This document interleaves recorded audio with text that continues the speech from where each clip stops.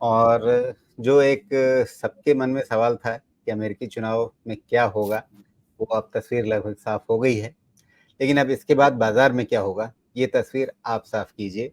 Trump साहब की वापसी हो गई, तो ट्रम्प ट्रेड कितना चलेगा? देखिए, आज का जो मार्केट का बाउंस है जितना शार्प है, ऑफ कोर्स इसमें ट्रम्प साहब की विक्ट्री का ही हाथ है। लेकिन ऐसा भी था कि बाजार शॉर्ट कवरिंग के लिए तैयार था। तो इसलिए आप आज जितनी तेजी से बाजार रिटर्न होके आया है, इसका ज़्यादा श्रेय हमें शॉर्ट कवरिंग को देना है। और ये शॉर्ट कवरिंग कहाँ खत्म होगी अंदाज़ा नहीं है, लेकिन इस ट्रेंड का रिज़म्पशन, मतलब बुल ट्रेंड का रिज़म्पशन 25,150 के क्लोज़ के बाद ही होगा। उसके पहले तक बहुत ज़्यादा मेरे तरफ क्या से कोई नंबर एक बार कोशिश फिर से बताएँगे? 25150। 25150, यानी अभी 24,500 भी नहीं, बल्कि उसके आगे पड़ाव बाकी है। हाँ, ये सारे 24,500 इसके ऊपर जो भी आए, ये सब बोनस है अभी। जी। यहाँ से अगर मार्च 15th जो हमारा एडवांस टैक्स का डेट बनता है, वहाँ तक अगर सही समय से निकल गए, तो शायद बड़ा वाला फिर फॉल नहीं रहेगा। अदरवाइज़ घूम-घूम के करेक्शन हमारा पीछा भी नहीं छोड़ेगा, जब तक 25,150 का क्लोज़ मिल नहीं जाए। जी, लेकिन पहले आज क्या बात की जाए, अमेरिकी बाज़ारों पर ही पहले निगाह डाली जाए, वहाँ से कुछ क्या इंडिकेशन आ रहे हैं? क्या वहाँ पे कोई जश्न मनेगा या बाज़ार काफ़ी मतलब एक अभी भी देखेगा कि हाँ ठीक है, औपचारिक घोषणा हो जाए या किसी और तरीके से लेगा, कुछ और नई चिंताएँ सामने आएँगी? यूएस मार्केट में किस तरह का रिएक्शन रहेगा और उसका हमारे लिए अगले दिन क्या मतलब रहेगा? डाउ फ्यूचर्स तो अप था, तो वो पॉज़िटिव तो है। वहाँ का मार्केट का प्रॉपर सिग्नल आने में समय है। हमारी तरह उनका भी शॉर्ट कवरिंग 42,500 के ऊपर डाउ जोन्स का रहना चाहिए। लेकिन मैं नहीं समझता कि 43,000 के पहले मैं किसी भी तरह से ये कहने की सिचुएशन में हूँ कि यूएस का जो स्टॉक मार्केट है, वो फिर से यहाँ से रिबाउंड करेगा। तो मेबी ज़्यादा से ज़्यादा हो सकता है कि यहाँ से मार्केट साइडवेज़ चलने वाले सिचुएशन में जाए और फिर धीरे-धीरे जनवरी, फरवरी, मार्च निकले तो फिर आगे बढ़ें। ओके, तो यहाँ पे डाउ जोन्स के लिए आप कह रहे हैं कि अभी परीक्षा बाकी है, थोड़ा-सा इंतज़ार और करना बचा रहेगा। लेकिन फिलहाल उम्मीद क्या है? क्या डाउ जोन्स ने अभी 1 दिन पहले जो निचला स्तर देखा है, क्या वो एक पोटेंशियल बॉटम हो सकता है या अभी जो आप कह रहे हैं कि भई ऊपर बंद हुआ तभी तब मानेंगे? नहीं, 43,000 के ऊपर जब तक बंद नहीं होता है, तब तक मैं डाउ जोन्स को पॉज़िटिव लेके नहीं चलता। ये जी, लार्जली ये सारा मार्केट जितना चल चुका है, या तो और एक राउंड और करेक्ट करे या फिर यहाँ से 2-3 महीने कंसोलिडेट करे, तब फिर जी, आगे फ्रेश राइज़ ठीक लगेगा, ठीक है। मतलब रिस्क उतना नहीं रहेगा। जी। अच्छा, सोमेश बता रहे हैं कि डाउ फ्यूचर ऊपर है, तेज़ी के साथ रहा है, लेकिन अभी जो सामने चार्ट हमें दिख रहा है, वो हमें मतलब डाउ जोन्स का स्पॉट वाला ही है। तो इस चीज़ को देख के लोग कन्फ्यूज़ ना हों। ये आपके पास जो पिछले दिन की तेज़ी का हिसाब-किताब नज़र आ रहा है आपको, 5 तारीख की कैंडल जो सबसे अंत में दिख रही है, वो है। और इसी तरह से आपके पास यूएस 500 में भी मतलब एस&पी 500 में भी आपको पिछले दिन तो मजबूती थी।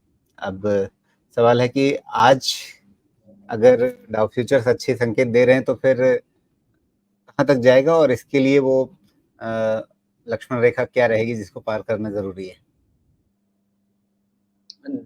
एस-एन-पी 500 के लिए 5,900 तो निकलना चाहिए। जी, यानी ऑलमोस्ट आप कह रहे हैं कि पिछला टॉप पार करें, उसके बाद ही। उसके बाद जी। तो मतलब ये है कि इन चुनावी नतीजों से अगर ट्रंप 47वें राष्ट्रपति बन जाते हैं अमेरिका के, तो लगभग अब पक्का हो ही चुका है, इसमें शायद ही कोई ज़्यादा शक शुबहे की गुंजाइश रह गई है। तमाम देशों के राष्ट्राध्यक्षों ने और हमारे प्रधानमंत्री नरेंद्र मोदी जी ने भी उनको बधाई दे दी है, तो अब लगभग मान लिया जाए कि इसमें कोई शक बचा नहीं है कि वो ट्रंप फिर से अब राष्ट्रपति बन रहे हैं अमेरिका के। तो मतलब ये है कि इस खबर के बाद भी अमेरिकी बाज़ारों में मतलब कोई ज़रूरी नहीं कि वो जोश जग जाए कि फिर से नई ऊँचाइयाँ आ जाएँ। नहीं, उसके लिए ना देखिए अभी वो आ जाएँगे फिर अपने पॉलिसीज़ और मेनली ये तो टैक्स वाली लड़ाई के लिए जाने जाते हैं। टैरिफ वाली लड़ाई के लिए जाने जाते हैं, सॉरी टैक्स नहीं, टैरिफ वाली लड़ाई के लिए जाने जाते हैं। तो अभी क्या आने के बाद क्या शुरू करने वाले हैं, उसका ग्लोबल ग्रोथ पे क्या असर होगा, क्या नहीं होगा? Will make America great again अब ये सब अगर शुरू होगा, तो थोड़ा-सा वेट एंड वॉच करना चाहिए। मेबी जनवरी, फरवरी तक एक फ़ेयर क्लैरिटी आ जाएगी कि किस तरह का मूवमेंट होगा ओवरऑल स्टॉक मार्केट में। क्योंकि मुझे एक थोड़ा-सा डर ये है कि रिटर्न तो आ रहे हैं, लेकिन अगर अमेरिका अच्छा हो और उसके लिए अगर पॉलिसीज़ बनते हैं, तो फिर मुश्किल ये हो सकती है कि बाकी ग्लोब के लिए ग्रोथ में स्लो डाउन होगा या नहीं होगा, ये सब सवाल का जवाब थोड़े समय के बाद ही मिलेगा मेरे हिसाब से। जी, ठीक है, तो ये रही बात अमेरिका की। आज चूँकि बड़ी खबर वहाँ से है, तो वहीं से शुरुआत हमने की। लेकिन अब अपने बाज़ारों के लिए, सेंसेक्स निफ्टी के लिए कौन से स्तर हैं, जहाँ पे ख़ास नज़र रखनी होगी? देखिए निफ्टी मैं तो ऐसा मानता हूँ कि जब तक अब 24,000 के नीचे क्लोज़ नहीं हुई है निफ्टी, शॉर्ट कवरिंग और भी चलनी चाहिए और क्लोज़र टू 25,000 भी शॉर्ट कवरिंग जा सकते हैं। तो एक डायरेक्शन लेके चल रहे हैं अभी और पहला डायरेक्शन ये था कि करेक्शन चल रहा था। दूसरा डायरेक्शन ये है कि करेक्शन एक राउंड 24,000 के नीचे जाके 23,800 के आस-पास जाके एक राउंड का करेक्शन कंप्लीट हुआ है। तो अब फिर से वीकनेस आना है तो एट लीस्ट 24,000 के नीचे क्लोज़ हो। अदरवाइज़ ये जो रैली है, ये 25,000 तक भी पहुँच सकती है। उसके बीच में कई रुकावटें आएँगी, कई, लेकिन पोटेंशियल है वहाँ तक पहुँचने जी, यानी एक बार को ये 50 डे मूविंग एवरेज को रीटेस्ट करे या उससे पहले जो 15 अक्टूबर का हमें एक छोटा-सा टॉप दिख रहा है उसको रीटेस्ट करे? का। मैं उससे तो अभी नहीं एग्री कर पाऊँगा। मेन है कि कुछ जी, डेटा पॉइंट्स हैं, जो कि नीचे आ रहे हैं, 25,000 के नीचे आ रहे हैं। अगर वहाँ पे आके ये बेड मतलब ये जो रेजिस्टेंस है, अगर वहाँ पे जी, जाके निफ्टी को तकलीफ देता है, तो प्रॉब्लम हो सकती है। ठीक है। तो यहाँ पर हमें ऊपर 25,000 के आसपास का ध्यान रखना है और नीचे 24,000 का तो याद रखने में आसान है। ये 1000 पॉइंट का एक दायरा है। जिनको शॉर्ट कवरिंग खेलनी है वो इस दायरे में शॉर्ट कवरिंग खेलें, लेकिन अभी निफ्टी बिल्कुल इसके बीच-बीच में है। तो क्या इसमें किसी के लिए कोई ट्रेड बनता है? ट्रेड अभी ऐसा है कि बाय डिप्स का ट्रेड शुरू हो चुका है और सपोर्ट आपके शुरू हो जाते हैं करीब 20 24,150 से।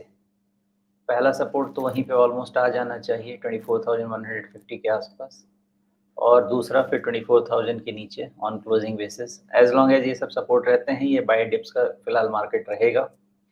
रेजिस्टेंसेस आएँगे, कई आएँगे 24,000 25,600 25,700 उसके बाद सीधा 25,900 ये सारे रेजिस्टेंसेस आएँगे।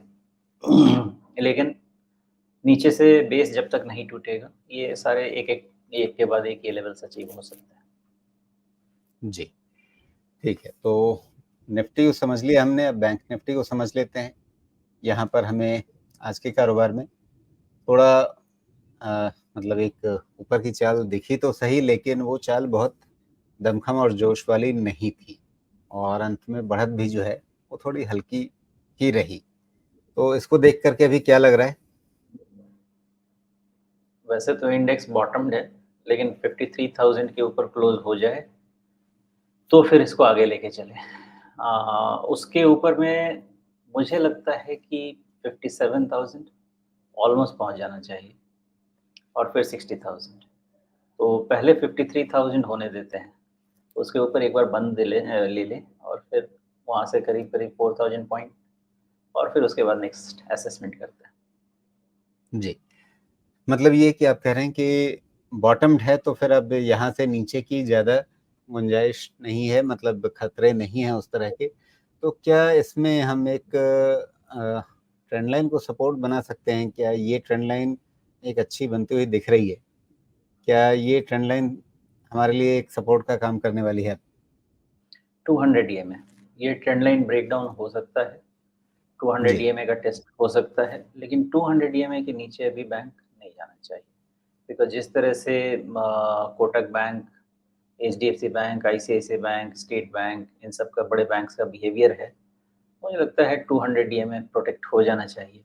अगर 200 ईएमए जाता है तो बड़ा ब्रेकडाउन है जो कि फिलहाल दिखता नहीं है अभी। जी।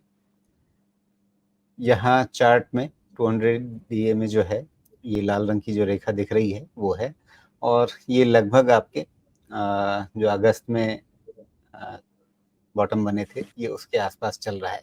लेकिन जब आप कह रहे हैं बॉटम है, तो मतलब ये कि आप वो अगस्त के बॉटम को ही देख के चल रहे हैं या जो अभी अक्टूबर वाले बॉटम थे, वहाँ पे बॉटम बन गया?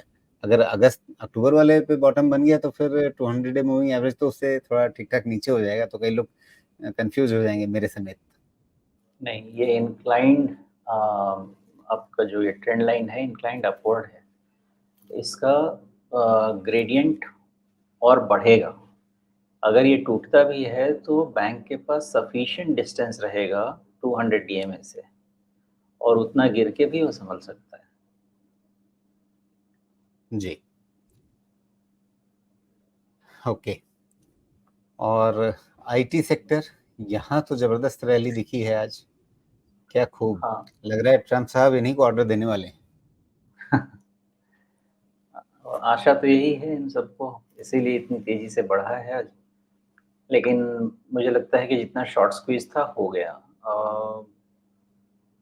42,250 इसके ऊपर का क्लोज़ होगा तो और शॉर्ट कवरिंग है, अदरवाइज़ फिर ये कंसोलिडेशन में चला जाएगा ये इंडेक्स।